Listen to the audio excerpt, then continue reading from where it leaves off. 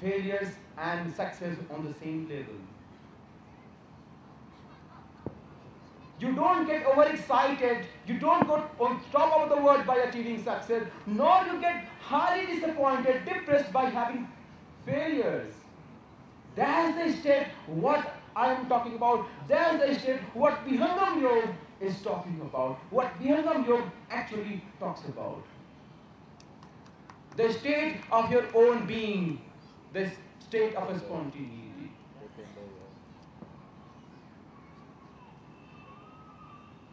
I would like to request all the newcomers, the real test of this knowledge, the technique of Vihangam Yoga, is actually getting into Vihangam Yoga. You won't know what actually Vihangam Yoga is unless you get initiated, practice this method of meditation for a while and realize yourself how beneficial it is to you and the people around you. The person you become after getting into Vihangam Yoga. It's like a ripple. If I drop a water here, what will happen? It will create a ripple. In the same way, by you being a different person than what you were before Vihangam Yoga will create a ripple around you. Your surroundings will change. Because of you being who you are, everything seems to be changing around you. This is the magic of Vihangam Yoga. This is what Vihangam Yoga does. Putting you in your own control.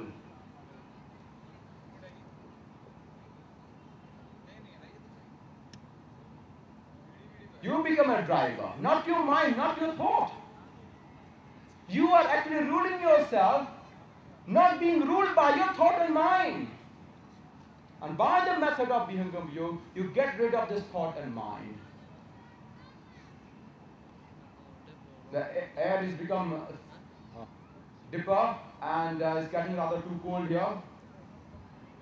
So all of us are here, are eagerly waiting for Swamiji Prachan and Sri Siji. What I would like to say at the end here is that get into Vihangam Yoga, practice this meditation, method of this meditation for a while and realize yourself how useful it is. It is beyond you listening to me. I can tell you, all of you come here and give a speech on Vihangam Yoga, you won't know what Vihangam Yoga is. Just taste it and realize what actually Vihangam Yoga is. Thank you so much.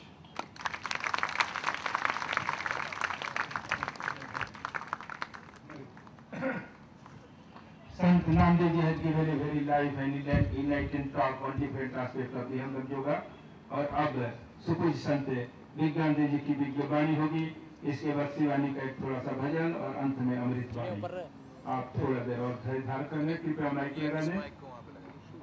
वो समय नहीं मालूम है, वही लगा दोनों भी भयं सह अविद्या मृत्युं तीर्त्वा विद्यामृतमश्नुते ॐ अग्निदूतं वृणीमहे होतारं विश्ववेदशं यस्य यज्ञस्य सुक्रतुम्। परमाराध्य श्री स्वामी जी विहंगम योग संस्थान के उद्भट विद्वान, चिंतक, विचारक, साधक श्री सुखनंदन सिंह जी, संत समाज के सबल स्तंभ श्री बाल मुकुंद शर्मा जी, कन्हैया लाल जी, के.डी. सिन्हा जी, विहंगम योग संस्थान को अपना जीवन समर्पित करने वाले राष्ट्रीय संत श्रीमान श्री किशन शर्मा जी, बेंगलोर विहंगम योग संत समाज के साधक आगत अनुयायियों,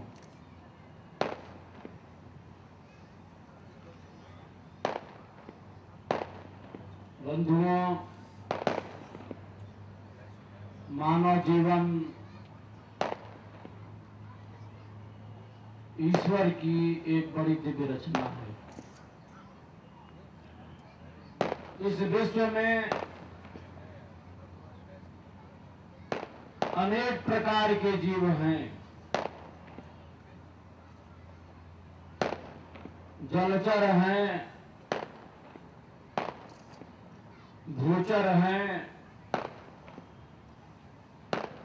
और बहुत से जो जीव हैं वे क्या हैं? नभचर हैं। इस सृष्टि में विभिन्न प्रकार के जीव हैं।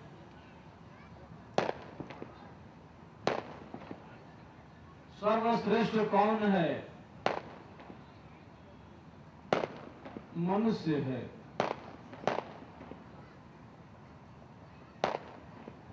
यह जो मानव शरीर है